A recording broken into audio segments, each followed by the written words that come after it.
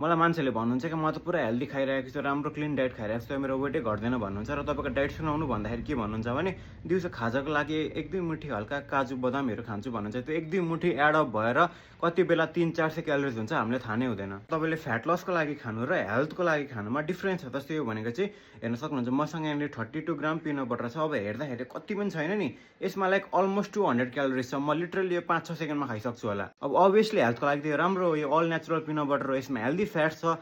तर calories stand पोइन्टबाट हेऱ्यो भने मेरो फ्याट लसको गोलका लागि चाहिँ मेरो लागि यो बेस्ट अप्सन हुँदैन। किनभने अरू फुड जस्तै पटेटोहरू जतिकै सेसिएटिङ यो हुँदैन।